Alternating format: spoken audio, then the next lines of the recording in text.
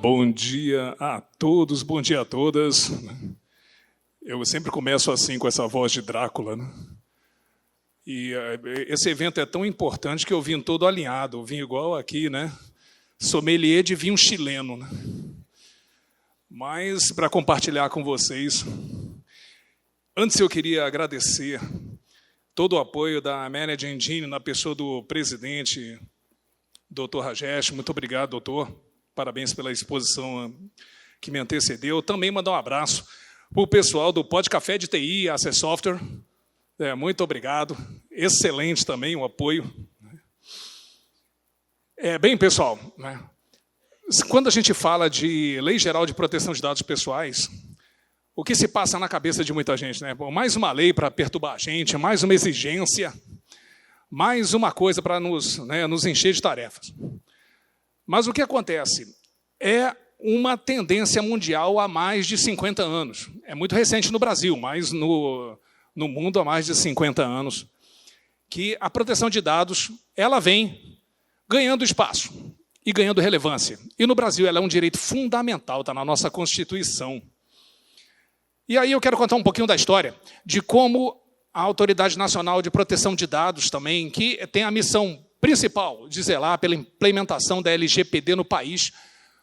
Como é que ela nasceu? Né? Ela nasceu com a nomeação dos 5 diretores, graças a Deus eu sou um deles, em 6 de novembro de 2020. E aí o que aconteceu? Éramos somente 5. Em uma semana depois éramos 8. Ainda não temos o tamanho que nós precisamos ter. Tá? Então, eu me lembro que quando eu fui convidado para submeter meu nome à aprovação pela Presidência da República, falaram assim, olha só, a NPD ela ainda não existe, ela não tem nada. Ela não tem cadeira, ela não tem mesa, ela não tem papel, ela não tem computador, não tem teclado, ela não tem nem energia elétrica, ela não tem nem onde ficar. Você aceita o desafio? Eu falei, não, é o desafio de implementação, de criação, tirar do zero. Né? E aí eu aceitei. Né? Eu conversava com o Anderson aqui. Aí eu descobri que quando nós fomos para um prédio lá em Brasília, que estava em reformas. Então era cheio de tapume, fio descascado, aquele negócio todo. Então o que acontece? Eu descobri que como diretor da NPD eu sou um excelente faxineiro, porque o que eu tive que varrer, porque não tinha ninguém para fazer isso. Então você cuidava da parte de proteção de dados, regimento interno para a gente começar a funcionar, e você também limpava chão, passava pano, fazia esse negócio todo. Isso foi bem interessante, experiência bem engrandecedora também. Agora, e depois nós começamos a trabalhar. Né? A NPD ela tem, hoje, 120 servidores, com cargos 53. Os demais são requisitados ou terceirizados. Nós temos 120. Mas é muito pouco perto do que o Brasil precisa.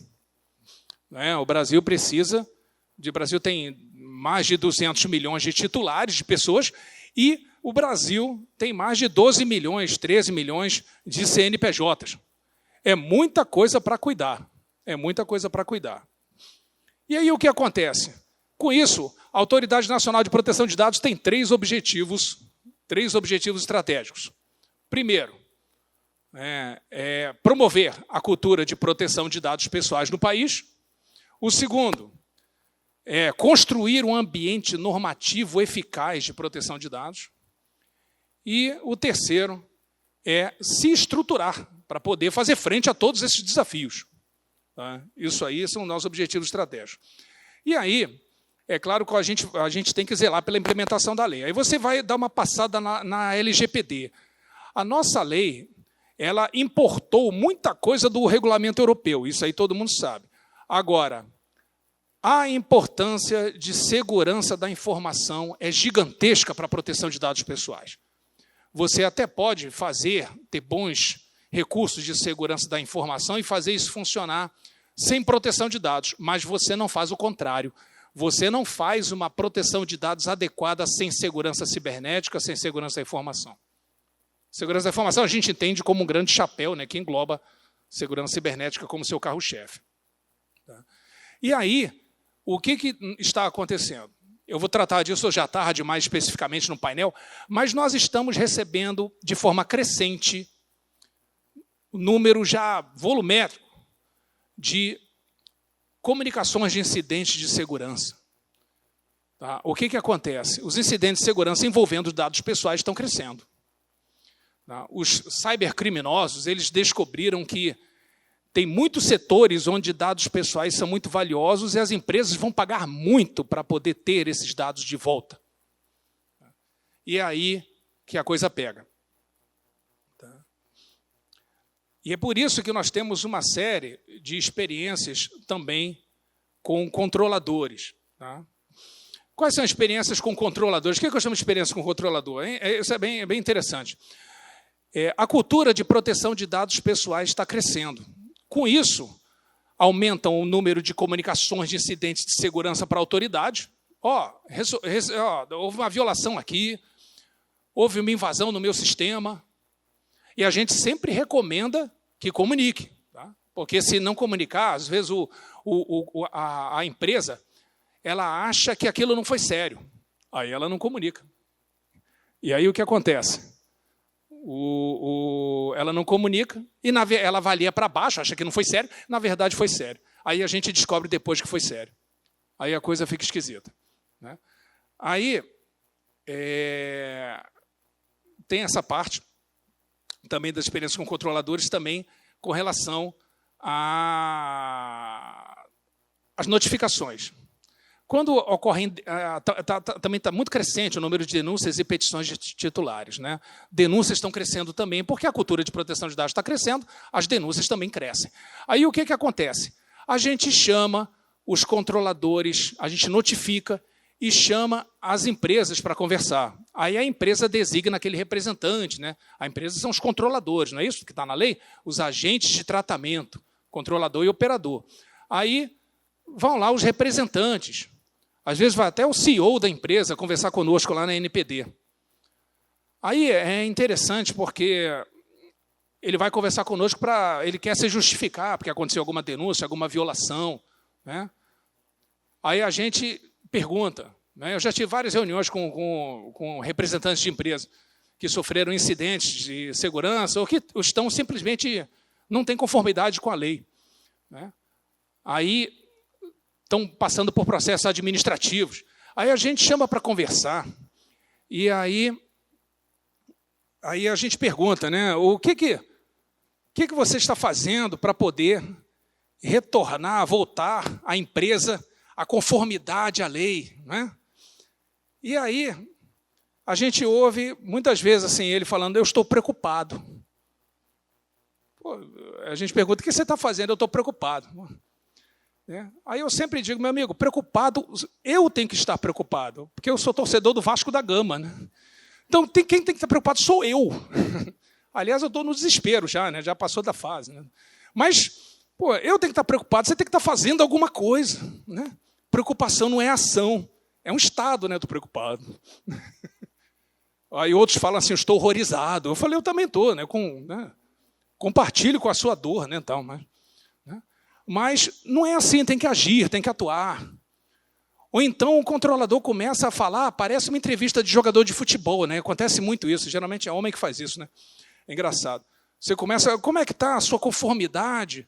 Você ainda não está conforme a lei, você está assim, errando em vários aspectos, o que você está fazendo para melhorar? Aí ele começa, né? Não, de fato, dedicação não tem faltado, nós temos suado a camisa, vamos ver o que o professor tem a dizer. Né? É importante dizer que nós criamos várias oportunidades, né? Não conseguimos converter, só falta falar comigo ou semigo, né? Né? Mas quer dizer, também não resolve. Né? Ou então começam com aquelas faltas bastante básicas. Né? A lei tem alguns aspectos básicos de cumprimento. Tá? Aí, o que acontece? Tem aqueles aspectos, começo, indicação do encarregado. Né? Tudo bem que falar DPO é mais chique, né? O pessoal gosta. Né? Eu já presenciei isso numa fila de cinema, lá em Brasília. Né? Aí a menina perguntou para o cara, o que você faz? Aí o cara, eu sou DPO. Né? Porque é mais chique mesmo, né? Falando do que encarregado. Encarregado parece que é de almoxarifado, né? Nada contra, né? Mas o cara fala, eu sou DPO. Ainda usa a pronúncia britânica, né? Data Protection Officer. Aí a menina, ai, que bonito. Né? Claro que né? É mais chique, a gente gosta mais de usar isso. Mas a gente insiste com o nome encarregado. Aí, o que acontece? O pessoal vai indicar o encarregado e indica, às vezes, a empresa grande, A empresa grande, a empresa tem recursos, e ela indica, às vezes, você vai ver uma pessoa muito inexperiente, muito nova, que vai sofrer muito, não tem nada contra ser jovem, muito pelo contrário, né? Agora, você vai indicar, tem que dar condições, né? Tem que dar treinamento, capacitar aquela pessoa, né? Eu me lembro que eu estava num evento, eu desci do palco, lá onde estava apresentando, aí chegou um rapazinho, se ele tivesse 20 anos era muito. Aí chegou assim, não, sabe o que é, diretor Arthur? Eu quero dizer que eu estou muito emocionado, estou muito feliz. Eu falei, por quê, meu filho? Eu falei, não, porque eu sou o encarregado da minha empresa. E era uma empresa multinacional, grande. E aí aí ele falou assim, o que o senhor tem a me dizer? Eu falei, eu tenho a dizer o seguinte, vamos ali, rapidinho no canto ali. Aí levei o rapaz lá, aí ele falou, e agora? E agora nós vamos orar. Vou orar pela sua vida. Parecia um pastor, né? Vou orar agora para você repreender aqui, né? Ver se ele se converte. Porque o que acontece, né? É só oração. Não dá para poder chegar. A empresa tem que ter responsabilidade. Vai indicar o encarregado. Indica, mas capacita, dá condições, dá meios para que ele possa exercer a função de encarregado. Porque também não é assim. Tá? Isso tem que ter muita calma.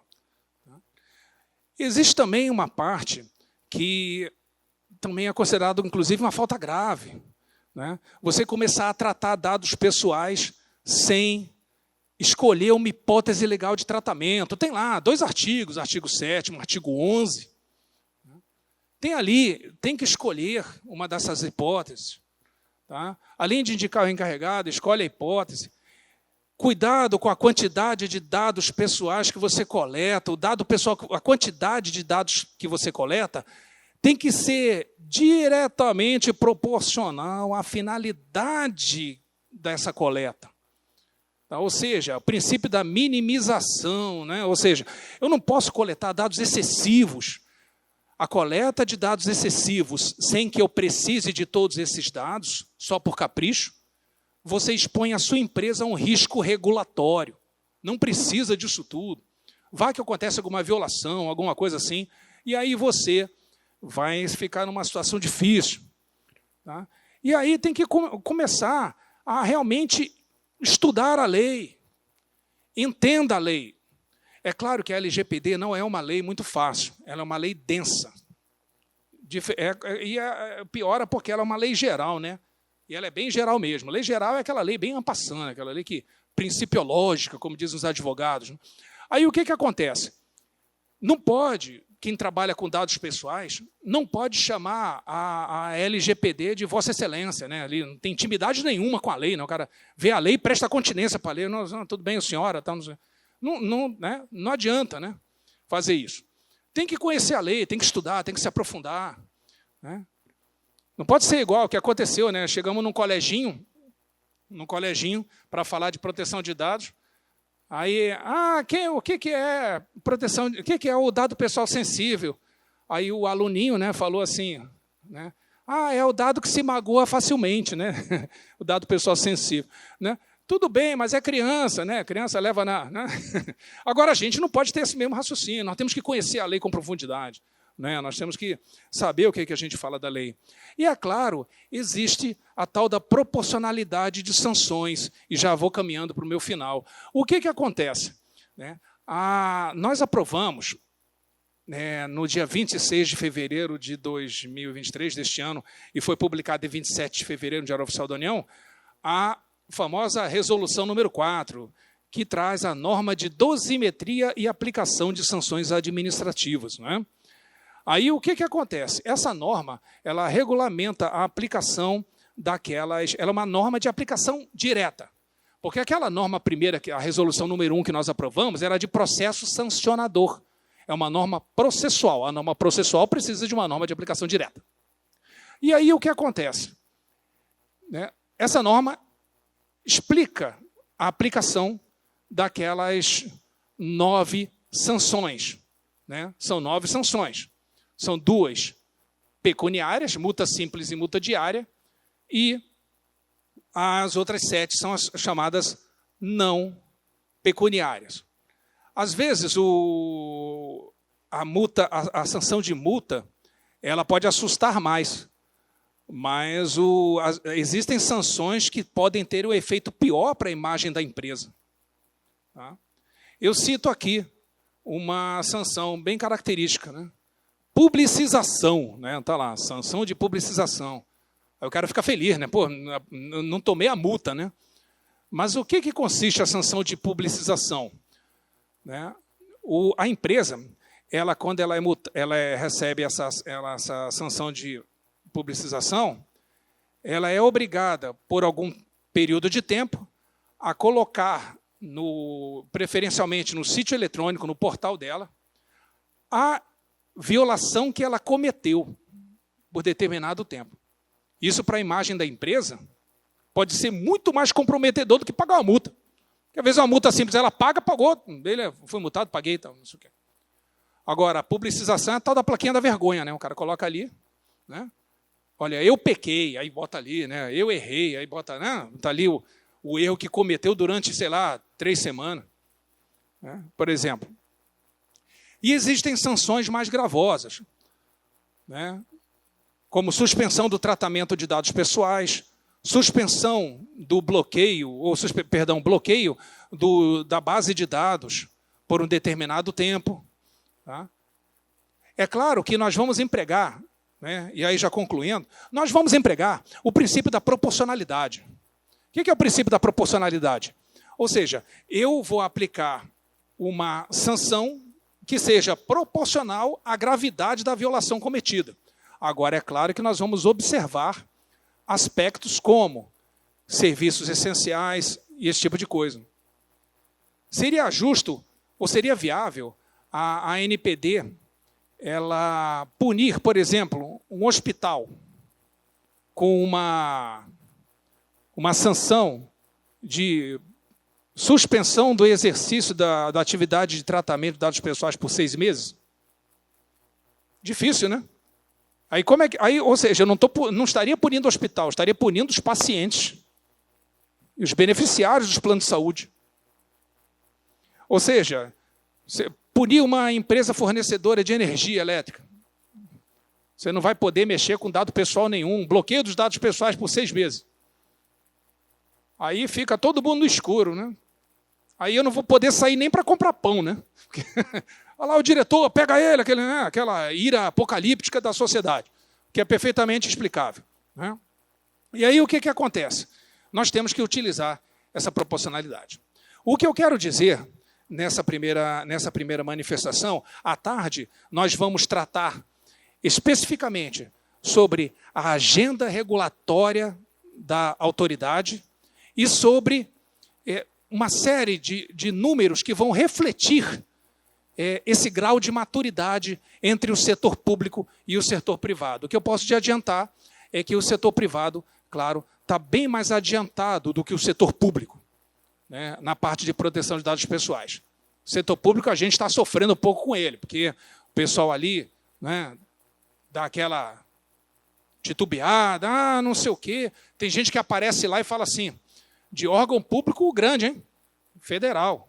Chega lá e fala assim, diretor, me dá uma semana para cumprir a lei. Fala, pô, não posso dar uma semana. A lei entrou em vigor 18 de setembro de 2020.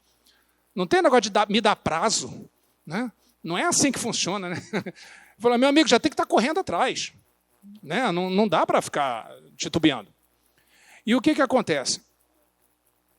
É claro que, para terminar, é claro que a cumprir a LGPD é questão de imagem, é questão de potencial competitivo. É claro que o cidadão ele vai preferir aquelas empresas, aquelas organizações que, de fato, cuidam, tratam adequadamente os dados pessoais deles, que eles fornecem para as organizações. Ele vai preferir essas organizações àquelas que simplesmente desconhecem a lei, porque nós estamos falando de direito fundamental. E, para concluir, né, é só dizer que a ANPD, eu trabalho na ANPD, né, mas ela não é minha. A Autoridade Nacional de Proteção de Dados é de cada um de vocês. Tá? Então, desde já, eu me coloco à disposição, tá? E podem cobrar o nosso trabalho, porque é para isso que nós estamos aqui, para isso que nós existimos. Pessoal, muito obrigado. Um abraço.